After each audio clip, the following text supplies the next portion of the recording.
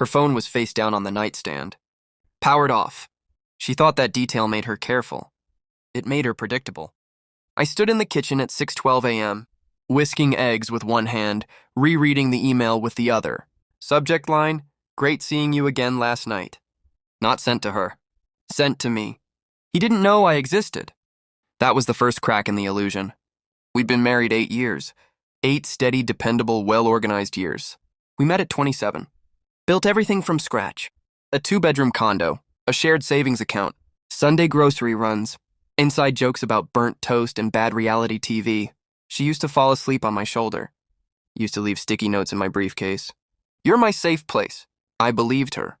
I believed in us. When she got promoted last year, I celebrated harder than she did. Popped champagne.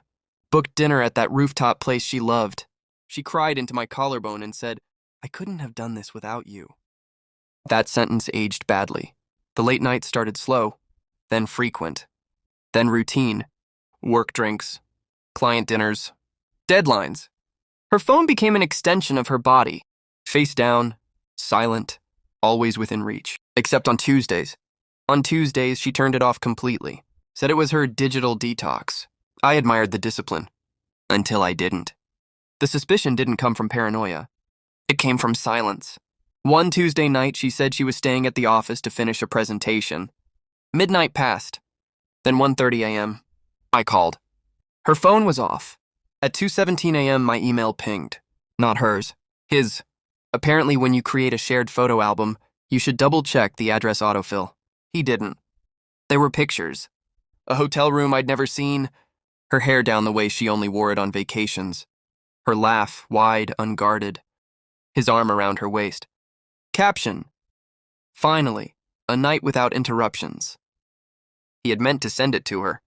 Instead, he sent it to me. The universe has a sense of humor. I didn't rage. I didn't cry. I zoomed in. Hotel logo on the headboard. The downtown branch of a chain 5 blocks from her office. Tuesdays. Digital detox. I closed the laptop at 2:25 a.m. Pain is loud. Planning is quiet. I chose quiet. The next morning, I kissed her goodbye. "Big presentation?" I asked. She smiled, huge. Her eyes didn't flicker. That almost impressed me. Over the next 6 weeks, I built my case. Bank statements first. A separate credit card I didn't recognize. Hotel charges every Tuesday. Same amount. I hired a private investigator. Expensive but thorough. He delivered photos, dates, times, confirmation. They weren't subtle. Lunches turned into check-ins. Check-ins turned into overnight stays. I learned his name. Married. 2 kids. Senior director at her firm. Of course he was. I downloaded everything. Screenshots, receipts, metadata, location tags. Then I met a lawyer. A sharp woman with silver hair and surgical calm. She didn't blink at the photos. "Do you want anger?" she asked, "or leverage?" "Leverage," I said. We froze joint accounts. Opened a new one in my name.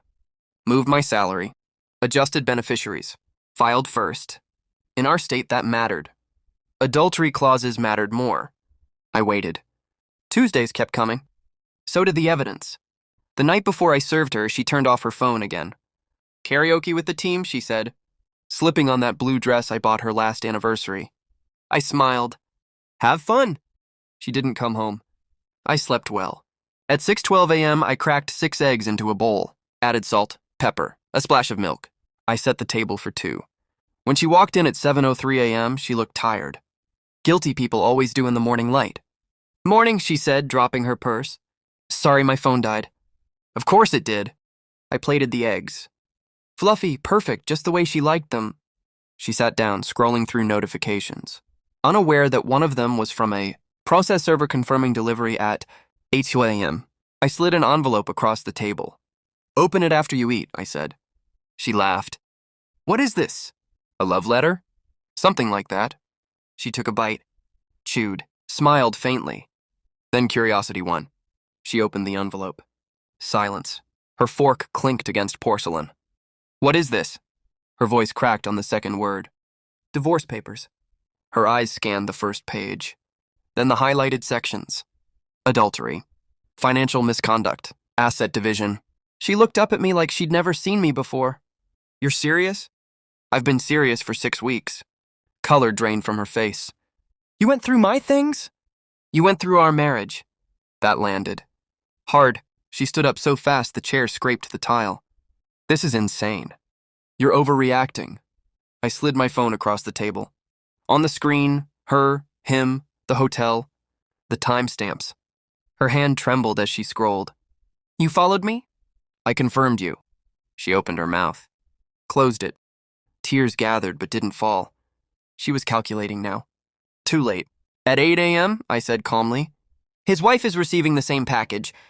Her breath stopped. You wouldn't. I did. That was the moment the power shifted. Not when she read the papers. Not when she saw the photos. When she realized she had lost control of the narrative. You're ruining everything, she whispered. I stood up, collected my coffee mug. No, I said. I'm correcting it. The fallout was efficient. Her affair partner tried to call me. Blocked. His wife called her. Unblocked. By noon, their company's HR department had 2 separate reports and a stack of evidence. Policies exist for a reason. Consequences followed. He lost his position. She was asked to resign. Funny how fragile promotions are. The condo sold 3 months later. I kept the larger share. Leverage. She moved into a rental across town. He moved into a guest room. I moved on. People expect revenge to feel explosive. It doesn't. It feels like alignment, like restoring balance to a crooked picture frame. Sometimes I think about those Tuesdays. About the hotel room 5 blocks from my house. About her phone, powered off, believing darkness was protection. It wasn't. It was exposure. She wanted a night without interruptions. I gave her a morning she'll never forget. Scrambled eggs. Divorce papers. And the quiet understanding that I was never the fool. I was the architect.